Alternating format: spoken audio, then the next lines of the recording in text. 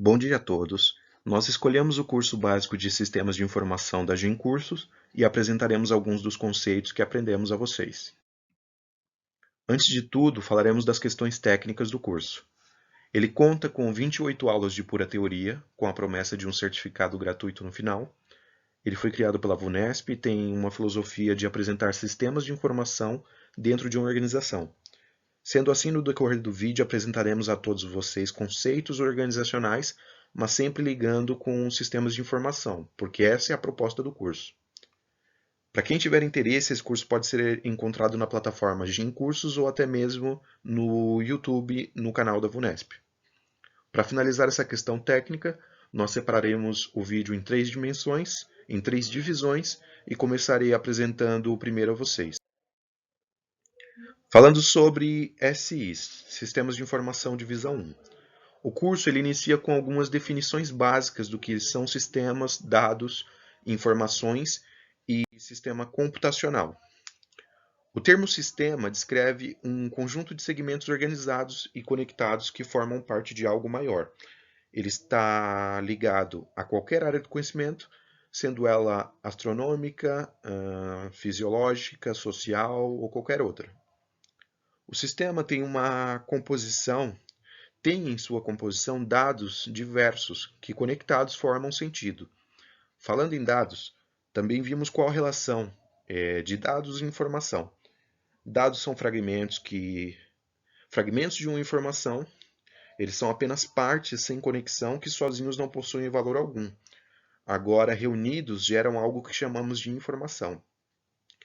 Por último, o sistema computacional é a junção de hardware e software em suas milhares de formas que são conectados a pessoas e procedimentos e formam o que conhecemos por computação. Ainda dentro do tema de sistemas computacionais, chegamos aos sistemas técnicos e sociotécnicos. A principal diferença entre eles está na composição. Um sistema técnico trabalha apenas com hardware e software. As pessoas não fazem parte de sua operação. Quando colocamos algo para executar em um sistema técnico, ele não precisa de ação humana específica. Ele apenas executa, por exemplo, como um aplicativo de música. O Spotify, o Google Play, o Deezer. Sistemas embarcados também são sistemas técnicos, uma vez que eles executam uma tarefa de maneira programada, não há intervenção ou necessidade humana prévia. Agora, os sistemas sociotécnicos são sistemas que contam com hardware e software adicionados de pessoas e procedimentos. Um sistema sociotécnico é um sistema que tem um objetivo específico, por exemplo, um sistema de uma companhia aérea, o de uma seguradora, o portal de aluno de uma universidade e muitos outros. Falando sobre características de um sistema de informação, nos deparamos com as 4 características mais conhecidas: a complexibilidade, a adaptação, a emergência e a indeterminação. O curso ele define a complexidade como ao alto número de fatores que compõem um sistema de informação.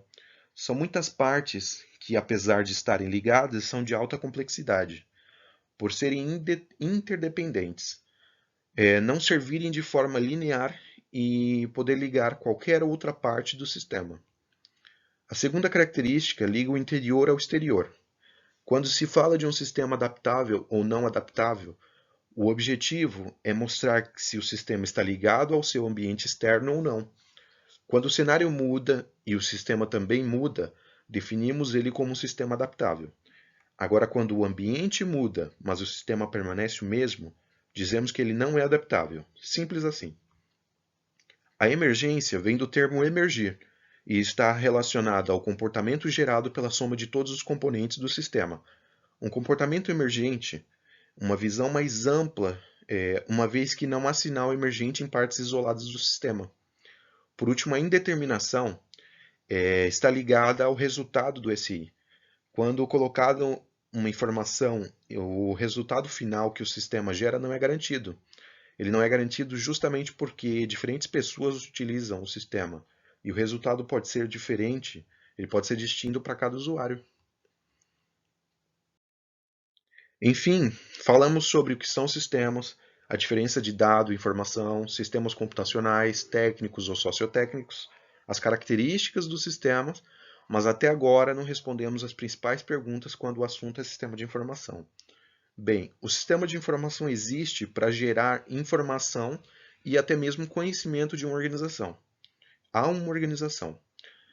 Na verdade, independente da organização, sua finalidade é gerar vantagens à empresa que quer implantar suas funções, em qualquer que seja a área de sua necessidade. Agora conheceremos essas necessidades e como o sistema de informação está presente em uma organização. Pois bem, a divisão 1 se encerra aqui. Agora na divisão 2, veremos todo esse conceito de SI e organização. Começando pela pirâmide organizacional. Vemos 3 níveis organizacionais, o operacional, o tático e o estratégico. Esses níveis correspondem a toda a estrutura da empresa. Ele mostra como uma empresa tradicional é estruturada. Avançando, vemos uma série de setores apontando ao centro, que abriga o termo sistema integrado. Pois bem, chegamos à nossa área. O sistema integrado ele é útil dentro de uma organização por inúmeros motivos. Ele pode ser usado na otimização de custos, como vantagem estratégica, já veremos esse conceito mais para frente, como fator produtivo ou um diferencial competitivo e inúmeros outros motivos. Mas vamos focar no porquê dele ser integrado. Em um SI integrado, ele permite que essas definições e outras milhares que eu acabei de falar, ele permite que o sistema faça todas elas. O sistema sendo apenas um, mas ligando diferentes partes da empresa, ele pode gerar ganhos inimagináveis. Por exemplo, muitas seguradoras usam desse artifício um SI sociotécnico próprio e integrado a muitos departamentos, justamente pelos inúmeros resultados que ele pode trazer para a organização. Mas não somente seguradoras poderiam usá-los. Continuando, o SI pode ser usado nas empresas tradicionais ou não tradicionais, ou seja, naquelas que usam a tal pirâmide organizacional ou não, e até o sistema pode ser tradicional ou não. Melhor, nós veremos alguns exemplos do que seria isso para entender na prática. Pois bem, nesse slide vemos 3 instituições diferentes: uma empresa privada, um banco e uma universidade. Vejamos, são todas organizações tradicionais, já que vemos diversos SIs tradicionais, que são usados para sanar variados problemas ou variadas problemáticas. Por exemplo, o SIG, que é muito utilizado na elaboração de relatórios de vendas, demonstrativos financeiros, crescimento econômico, uma série de relatórios. Já o SAD, por exemplo, ele é conhecido também como BI, ele é um SI que tem um nível tático como destino. Ali onde estão os líderes, os gerentes, da pirâmide que a gente acabou de ver. Ele trata de problemas de ordem específica. Não é como fazer um relatório com a contagem de funcionários em um determinado projeto, por exemplo. Enfim, basicamente sistemas tradicionais são assim. Agora, sistemas não tradicionais.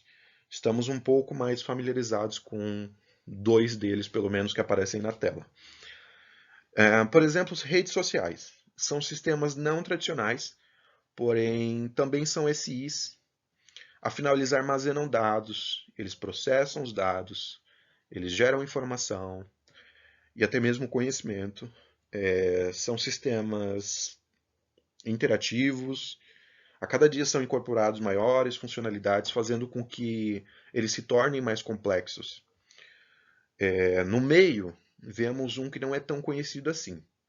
Ele é um SI geográfico, chamado IMSI. Ele é usado para monitoramento de sismos ao redor do mundo. Ele também é um sistema, ele é um SI não tradicional, assim como o Facebook e o LinkedIn. Continuando nosso resumo do curso de Sistemas de Informação, chegamos a um conceito muito conhecido na área estratégica, na área de gestão estratégica, que se chama as forças de Porter, o sistema de Porter. Resumidamente, é um conjunto de fatores que influenciam a existência de um negócio e todo o tempo são fatores que todo o tempo estão tentando fazer com que ele acabe, que o negócio acabe. São forças que lutam contra o negócio. Entre eles estão a concorrência, a facilidade de ingresso no mercado, a autonomia de fornecedores, de clientes, a força do produto. Ok. Mas onde o SI entra nessa história? Vejamos, a internet ela influenciou grandemente os negócios ao redor do mundo. Mas essa influência não precisa necessariamente ser ruim. A primeira das forças de Porter, a lei da concorrência, ela também pode ser favorecida com a ajuda de um SI. Um software, por exemplo, que possa alavancar o negócio e levar ele para outras regiões geográficas, justamente aumentar o nicho de mercado. Sim, um SI poderia ser criado com esse propósito. Assim como poderia ser criado também para fazer parcerias organizacionais e eliminar ou amenizar a tal da ameaça de novos entrantes, que é a segunda das leis. Pois bem, são inúmeros os campos que os SIs podem atuar no ambiente profissional. Encerrando a divisão 2 e dando início à última parte do vídeo, chegamos à criação de um SI. Falávamos do uso de um SI como ferramenta para alavancar um negócio. Agora a gente vai ver na forma, da forma mais simples possível, como um SI pode ser criado. Podemos dizer assim. Vejamos. Um cliente que deseja criar um software específico para o seu negócio, primeiro de tudo, o primeiro dos passos é ele mostrar o que ele realmente quer, como que ele quer. E esse conceito tem nome, se chama requisito. Os requisitos são peças fundamentais em um SI, pois são eles que moldam como o software se comportará, as funções que ele vai ter, os serviços que ele fará, as restrições que ele terá, a forma, e tudo é definido previamente através dos requisitos. Avançando, existem diferentes tipos de requisitos, de alto nível, de baixo nível, funcionais e não funcionais. Vamos conhecer cada um deles agora. Pois bem, requisitos de alto nível são emitidos pelos usuários, são descritivos, não são detalhados e, de certa forma, são objetivos. Requisitos de baixo nível são emitidos pelo sistema, são detalhados, lineares e precisos. Os requisitos funcionais são caracterizados por declarações afirmativas, já os não funcionais são expressos por restrições. Vejamos isso na prática. Aí na figura, vejamos, um cliente deseja adquirir um software climático. Logo na primeira afirmação, vemos um requisito específico que ele quer da funcionalidade do sistema. O objetivo do sistema é fornecer previsões do tempo. Pois bem, é um requisito de alto nível, porque foi emitido pelo usuário e também ele é funcional, pois é uma declaração de como o sistema deverá se comportar.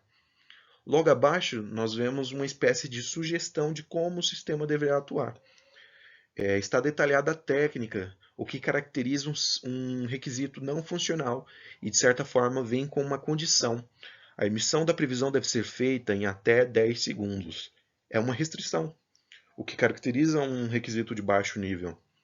Logo mais vemos algumas outras afirmações, e todas se relacionando a esses requisitos apresentados, como o grau, qual que é a escala termométrica que deve ser usada, identificar desastres naturais e assim vai. Avançando. Já analisados os requisitos, é hora de validá-los. A validação deve ser feita para a continuação da implementação. As funcionalidades e os deveres do projeto devem ser discutidas e, consequentemente, na implementação, testadas e corrigidas se necessário.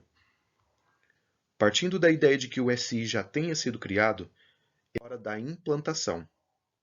Para isso, há alguns conceitos que ainda pertencem à implementação e que devem ser revisados.